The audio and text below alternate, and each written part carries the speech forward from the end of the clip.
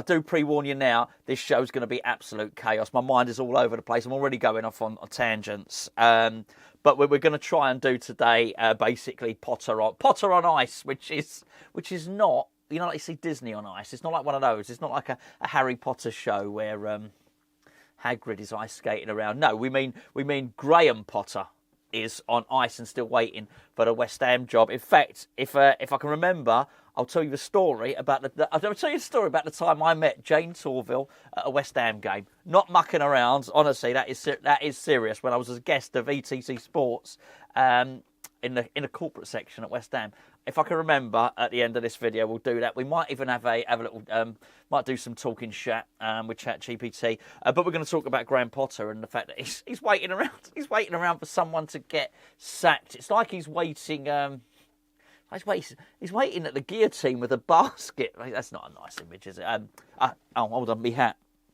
You're probably thinking I'm looking very swish, and that's because I am looking swish. I know it doesn't match, but who cares? It's merch. It's a Hammers Chat Oddballs hat. How cool is that? HammersChatStore.com if you want one. If you're really clever, you'll go and sign up to Patreon. Get your codes, get your discount code, 30% off for top patrons here, 30% off of our store. Go and sign yourself up to Patreon, get loads of additional videos, and go and get loads of discounts from all our lovely merch. There we go. That is ruined, though, what little bit of hair I've got left. So, it's no surprise that Potter is... It's hard to say it without... What's the geezer's name? Malfoy. Malfoy, isn't it? It's Malfoy. Jacob, whatever. Something Malfoy. It's hard to say Potter without thinking of him. Anyway, so Potter is waiting for Lopetegui to fail, which inevitably he will, because he's not very good, if we're honest. I'd like to eat me words on that, by the way. I would love it. Let me just say this. I would love it if we beat Bournemouth and we beat Brighton. And then people would type in like that, because everyone types like that. You don't know what you're talking about. You said Lopetegui was useless, Gonzo. I would love that. I would love to be wrong on that one. I really would. But anyway, so I suspect he is useless. And I suspect he will be gone. And he's like... It's like that evil. He's the evil geezer, waiting around for Lopetegui to fail. And I think, my goodness, that shows how desperate he is. I'm talking about Potter, yeah. That shows how desperate he is. That nobody, I say nobody else wants him. Wolves might want him. They've given Gary O'Neill a stay of execution. They've given him one more game. Brilliant. But I think it shows how desperate Graham Potter is to take the West Ham job. But what I thought it does do is it completely throws our transfer window into disarray. So here's what... You never know any of these things as facts, right? But as near as you can get. Potter's waiting. He's head of the list. He's waiting. I don't know how he got to the head of the list. I don't know how that happened. It doesn't matter. It actually doesn't matter how he got to the top of the charts. Right, he is. Lopetegui, they've still got their eyes on him. They gave the worst vote of confidence basically yesterday by saying we're keeping him for now. For now. And what we know is that Tim Steidten is not particularly Mr. Popular at the club at the moment. The club are not happy at all. Here's what the club think. The club think they could have bought John Duran if we hadn't have basically spent £20 million on Luis Guilherme and the money on Nicholas Füllkrug. And it was very much Tim Steidten that really pushed for Guilherme. Now, it might not... It does. We don't really know. You could blame it on Tim Steidten. You could blame it on Lopetegui if you're not playing him. As I say, you could blame it on both of them if you want. But whatever. That's not worked out. Hopefully he comes good, and I'd love that. I am not here saying Guilherme's a bad player. We wouldn't bloody know, would we? We wouldn't know. I think what's happened with the club is an absolute farce. They've not played him in the first team. They played him once in the under-21s. I think it was once, and he scored. They've not put him out on loan. They've just done nothing with him. Let him stagnate there. He's been patient as well. He's got the old Potter. Old Guilherme on ice, actually. I think at the moment, probably waiting for his chance. Maybe, just maybe, Potter came in and give people like Guilherme a chance. Quite possibly. Obviously, I understand, hard for him to get in the team, particularly got players as good as Jared Bowen. And, but there have been times when maybe there have been opportunity to shoehorn him in there. There's been times when we've had, let's be fair, not really a serviceable striker to play up front. And, Give him the last 15 minutes. Let him run around. He's quick as pants. Anyway, whatever. I digress. I told you this was going to be a mess. So I'll go off on a tangent here. But anyway, there's certainly the thoughts within the club are that Stuyton should have done better in the transfer window. They're not totally impressed with all his business, right? So with that in mind, who gets to decide which players to bring in January, right? You can't let Lopetegui do it. He could be gone before January gets here. That's not beyond the realms of possibility. He could be gone before January gets here. It'd been suggested that West Ham were holding an internal inquiry into what went wrong in the transfer window with regard to that money, but particularly with regard to Fulkrug and Guilherme, as I say. But I think you could look at others. I think Lopetegui's got some part to play. Why the bloody hell did we bring in Guido Rodriguez when he was clearly unsuited to the Premier League? It still appears, by the way, that Fulkrug doesn't want to be here. He's still homesick. That bit has not changed. I would have thought he would have got some game time against Wolves. Not that you can overly criticise, because what Lopetegui did worked in that game. So you can't say, oh, should have brought Fulkrug on. He got the win, right? Anyway, okay, fine. Anyway, let's forget about Wolves for a second. Anyway, my point is you can make a case for Lopetegui not getting to choose anyone to come in January.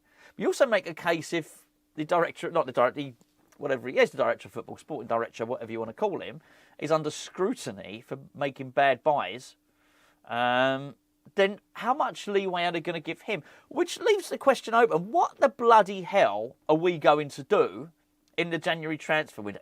I think I might ask ChatGPT that. I think we're going to get her. We'll ask her that. We'll ask her who she suggests. But I just wonder, what are we going to do? What are we going to do in January? And how can we possibly plan a strategy for players that we need to bring in? I don't know. I think it's bad. Obviously, the terrible situation with Antonio means that we're going to have to look to bring in another striker. I thought we were going to have to bring in another striker anyway. What we can't have is a situation where we're relying on Danny Ings, because that's the situation we're sort of at, isn't it? If we're not, we don't know Antonio's fitness. Let's be fair, we don't know if he's going to play again, bless him. And everybody wishes him well. It's been magnificent. Best of West Ham, by the way. Best of West Ham. Sometimes people say West Ham family, and they sometimes say it, and you look at it, sometimes, everyone's at each other's throats, aren't they? This isn't a really good example of it, I've got to say. And but we don't know when he's going to be back. We don't know. You can't rely on Fulkrug because he's injury prone anyway, and he possibly wants to go back to Germany. Well, we can't rely on Danny Ings. We're going to need to bring in a striker.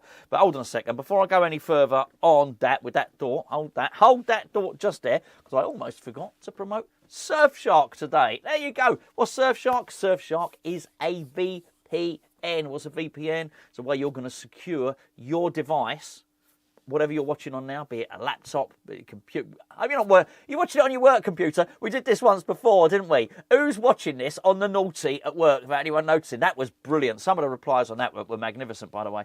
I don't know what skullduggerous schemes you lot get up to watch this stuff at work when you should be working, but you're very naughty. I know that much. But anyway, whether you're watching this on your work computer, on your laptop, whether you're watching it on your mobile phone, people can get access to your stuff. It's not only clever hackers. If you've got, for instance, your Wi-Fi network, whoever I'm signed up with, I don't want to say them because I don't want to promote them. I don't actually think they're very good, to be honest with you. But when you sign your terms and conditions, they can look at your stuff. They don't know it's only there for analytical purposes, but they can go and look at what you've been doing. If you're the type of person that takes your cyber security very, very seriously, and I do, particularly because I do my internet banking online, then get yourself a VPN. And we've got a really, really good deal for you because we're getting you a really big discount because you watch Hammers Chat. Now, the code you are going to need, or basically the link, which is in the description below, is surfshark.com/Hammers Chat. Get 4 months free, 30-day money-back guarantee, but it's half price. Black Friday's long gone, but we're still doing a Black Friday deal. They've not amended it yet, so let's keep plugging it away. It's £1.49. £1.49 a month. Pretty good. Do you know what I dislike? Do you know when people say they equate it to something like, I don't know why, it's like the price of a coffee. So someone might try and get you to sign up for something, and they might say, it's only the price of a cup of coffee. I'm not going to tell you what you can buy with £1.49 or what you should be buying with £1.49. I tell you what, I don't think you can get a cup of coffee for it, though. I'm pretty damn sure. Coffee, been a coffee shop. My God, honestly, the amount of money you have to pay for a cup of coffee is quite ridiculous. I don't really drink the stuff anyway. Why would you need to? Very nice, semi-cold cup of tea. Anyway, there you go, Surfshark. Get it downloaded, links in the description below. So yeah, we got this, I think we've got a bit of a pickle on our hands. I think we've got a bit of a conundrum. I think we're going to have to... What we can't do is be reactive and get to January and think, oh my goodness, we need to sign somebody now. So we need to be identifying the players now. Now we need to see who's available on loan, who's available on free. We need to try and ascertain who out of our squad wants out, who's going, who's off ski. I don't know. But we need to be doing it now, and I think that's really, really important. I said I'd tell you Jane Torville's story, actually. It's about West Ham. I met Jane Torville at West Ham. We were guests of ETC Sport.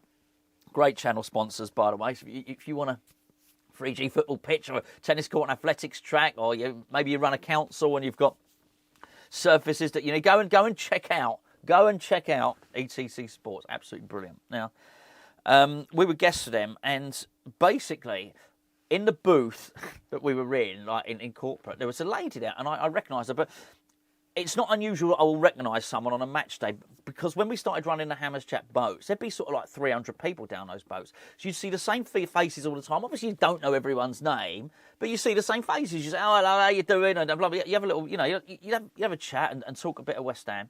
But over the course of, 2 or 3 years, you get to see and recognise a lot of faces. So when I saw Jane Torville in there, I thought she was someone from the boat. She was just someone that I recognised from going to West Ham, basically. And anyway, we sat in the booth and we said hello. There's 5 or 6 of us in the booth. My mate Tony was in there as well. We're very kindly another guest of ETC. And I think I said to her, hello, how you doing? Because you sat down around, or you sat down the table. We're chatting and all the rest of it. And I'm saying, are you looking forward to the game? She was there with her husband. And her husband was a Liverpool fan. We were playing Liverpool. It turns out that Jane Torville's great uncle was once played for West Ham or something like that, so she could see herself a West Ham fan. Could tell she knew nothing, and she was really posh, right? She was really, really posh. So I didn't know. I started to get a little bit. So I've been chatting to her. I haven't got a bloody clue who she is. I know what. When I was a kid, I watched her Bolero, her and Christopher Dean, and all the ice, Potter on ice, and all the rest of it. It was only after several people started coming in and whatever, asking for autographs and selfies and stuff like that. I thought, hold on a second. This lady might not just be some West Ham fan from down the boat. So, yeah, there you go. That was it's not the best story in the world, but anyway, I thought you might like to know it. Should we do a quick talking chat? Because I might not have time for the rest of the week. All right. You have to excuse me, because I have to take this off Do Not Disturb, which means the phone is going to ping. My phone is pinging a lot recently, as to be said. So, it's muted a lot of the time. We'll take it off mute, and we're going to ask her something. I think I'm going to get her now. I'm going to get her. I am going to get her. There's no doubt about it. Right, we're ready.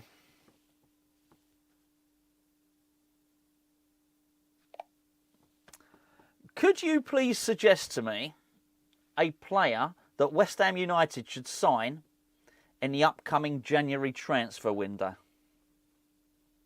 How about considering a versatile midfielder like Conor Gallagher from Chelsea?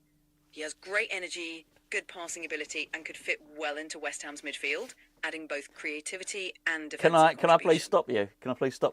I think you may well find that Conor Gallagher has left Chelsea. Do you know where he's gone to? I'm sorry about that.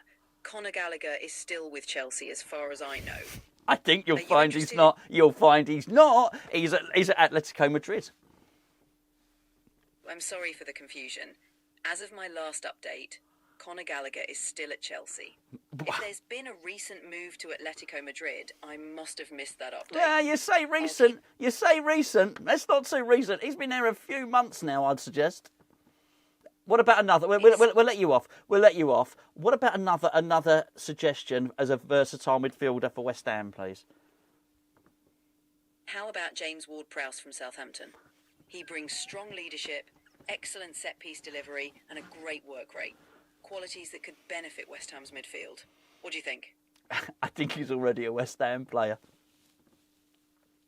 You're absolutely right. James Ward-Prowse is already at West Ham. I'll have to brush up on my transfer updates. You're having a bit of a mare. Anyway, listen, that's fine. Don't worry. Do you know what a mare is?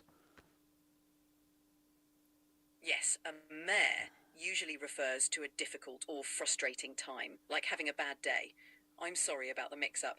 If you have any other player suggestions or questions, just let me know. Well, no, I'm asking you. I can give you plenty, but if you could have interest, do you do different voices, or do you have to be this sort of generic English lady's voice? Do you change? Do you do different voices? I can certainly change how I sound. Can you do like a nice South African accent? Can you speak to me about West Ham in a South African accent? Sure, I can give it a try. West Ham United is an exciting team with a passionate fan base. What aspects of the club would you like to discuss? I think you should be a little bit broader and roll your tongue a little bit more for your South African. I'll give it another go. West Ham United has a rich history and some dedicated supporters. What are your thoughts on their current season?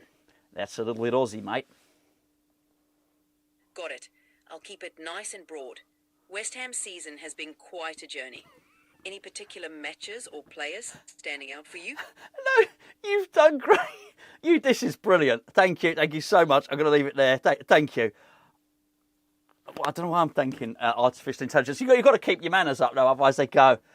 Look, there's been a lot of people saying you ain't been able to catch her out, mate. She's done. I'm going to keep it going. Conor Gallagher, James Ward-Prowse, her first Afrikaans was very English, I've got to say. Then she slipped into a bit of Aussie. Oh, man. Oh, dearie me. Anyway. Sorry. Well, a terrible West Ham video, but I'm trying my best. Don't forget, hat. Where is it? Hat. Surfshark, Patreon, ETC, all the stuff. Catch you tomorrow.